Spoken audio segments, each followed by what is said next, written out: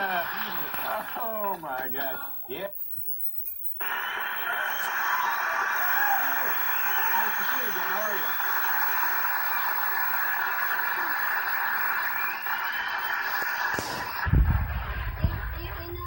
I don't know if I should be here because I'm premenstrual this week, and I don't know if that's true. I don't want to know that. I don't. Well, it makes me act wacky. It makes you act peculiar? Now, how does it manifest itself? Well, you're bloated, and also I hope sometimes I'm nasty, so I hope I. No, I can't imagine you being nasty. I know it's awful. But you don't even appear to be bloated, but I'll take your word for it. But it's tough. Do you actually have problems with that? Yeah, well, most women do. I mean, I guess, some people commit murder. I don't do that. Yeah. But What's the strangest thing that you've done under the influence of this?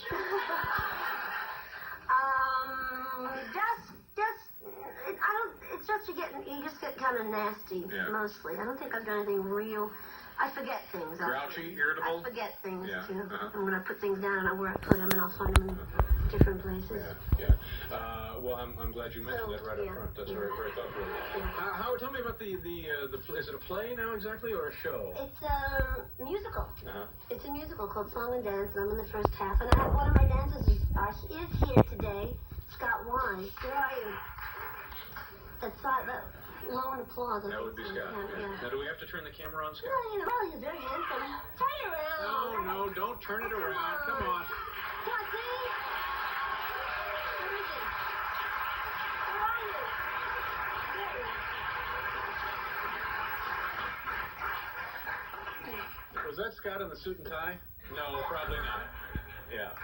So So now what happens in Song and Dance? It's a musical, a romantic, I'm guessing? Oh, well, the first half is me, and it's about a girl and her evolution through life and what happens to her. She's English, and she comes to this country, and she meets different men, and she learns a lot about life, really, is what happens. But the first half of the show is just you singing, right? More like an opera. It is like okay, an opera. then what happens in the second half of the show? What do you do? The second half of the show, I don't do too much. I dance a little bit at the end, but the dancers come out, and they're fantastic. Yeah. And the second half is the story of one of the men that I'm in love with in the first half, and that's Joe, played by Christian Bois. Mm-hmm. And then you follow his story and how much he misses me so much. Mm-hmm. And he wants me back. Do you get together in the end? Is that the deal? Actually, we do, yeah. Oh, well, that's very nice. So you were nominated for a Tony Award for this? Yes, well, congratulations. When are the big Tonys? June 1st. June 1st. Well, good luck to you there.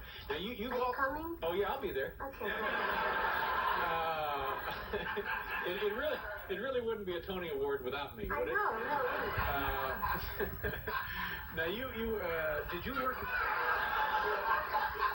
Stop it, Paul.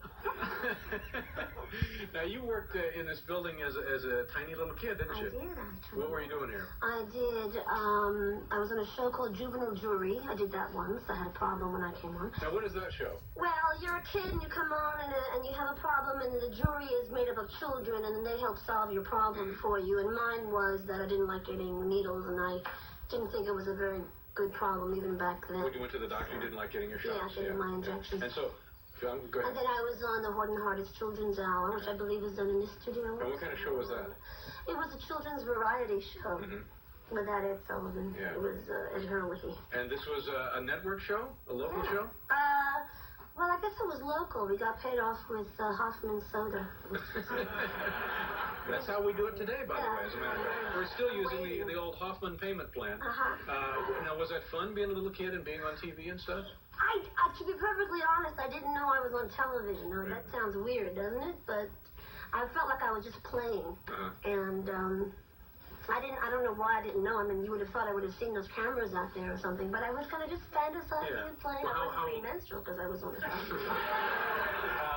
And how old were you when you were doing that? 5. Yeah, well, this is quite likely. I think it should have been so long. Yeah. Me and Sammy Davis. Did you get along well with the other children on the shows? Well, I didn't like kids in show business because they were really kind of... Yeah, I didn't like them too much. Yeah. I thought of show business as my hobby. Yeah. My mother and I had an agreement that it was kind of my hobby.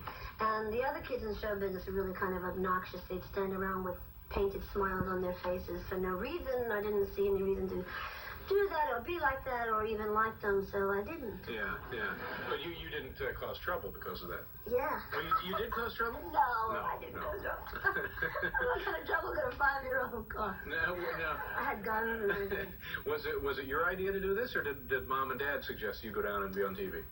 I guess my mother thought it was a good idea, but I kind of found myself in show business. But as I said, it was really a hobby. Yeah. I was more involved with my life in Queens. But you don't look back on it now as like any kind of trauma or psychological stumbling block. No. Okay. I'm doing very well. Yeah, I think you are. You came through it pretty well. Yeah. We'll do a commercial here, and then we'll be back with more of Bernadette Peters. And so.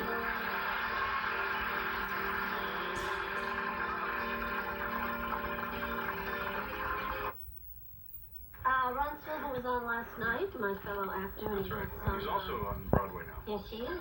Yes, he's a very nice person. Nice man. Mm-hmm. What do you have? And I have a clipping.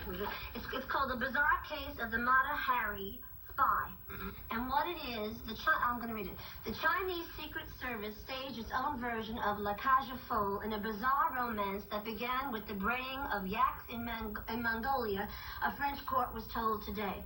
It was an affair of the heart that led to espionage, intrigue, and betrayal when a man fell in love with a woman who was really a man but convinced him he could bear him a child anyway, and did. It's in the Post, so you know it's true. The mysteries of the Orient unfolded at the spy trial of Bernard Versiqueux, a starry-eyed French diplomat who succumbed to the wiles of Shi Pei Pu, a Chinese transvestite dancer. He first met Shi in 1964 and soon began to pass to his Chinese lover state secrets, such as... Do you want to read them? No, you're doing fine. The horse for the Mongolian is like the automobile for the Americans. That was a secret. That was classified information. Yeah. Ooh, wow. In crossing the plains, we passed an immense herd of yaks. There are many yaks here in Mongolia. That's Another secret. Yeah. That's the kind of thing you can't get from a spy satellite. You have to get this stuff firsthand. It's true. Yeah. After a while, Versiqueux grew wary of spying for the Chinese, and the court was told, so Shi told his lover he was pregnant. And shortly after, produced a boy, Shea Dudu.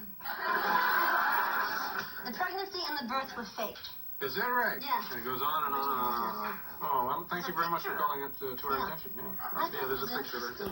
Yeah, do you have time to read the funnies for us now? So, now tell me about the, do you have other things, or is this it? No, that's what my clipping is. Oh, okay. You brought I'm another... on the other side.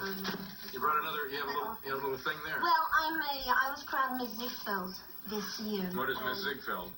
Can we show it? The Ziegfeld, I brought my crown because I never get to wear it, so I thought I'd bring it. You need some help with that? It's quite lovely. It's beautiful. I'm sure it is. Some people get very intrigued by crowns, and they want to put them on. And this one's adjustable, so you might be able to... Most of you are really good crowns. Yeah, they are. One size fits all is pretty much what we're... It's the Ziegfeld Club, the Ziegfeld ladies. Former Ziegfeld girls. Former Ziegfeld girls, and they pick a Ziegfeld girl every year. It's quite a beautiful... They said it's the most beautiful one they've ever had. That's and then nice. Barbara Streisand was a Ziegfeld girl. Uh-huh. Oh, look.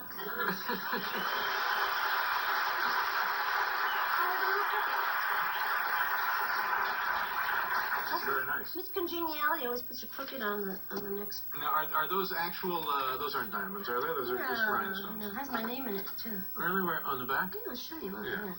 Breda Peters. Right there. No, I don't want to put it on. Adjustable. I don't. We don't have time to try it. Maybe a little later in the dressing room. No, we're going to move on here. It's beautiful.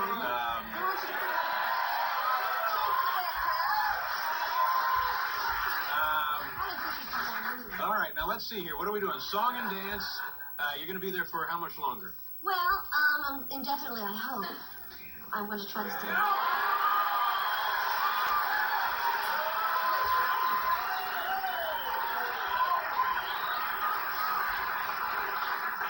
Thank you very much. Thank you. Can I use this for the weekend? You're going to be there for as long as indefinitely. You want to be there forever? No. I'm been there 8 months? there for a while. I was there for 8 months. Finish up a year.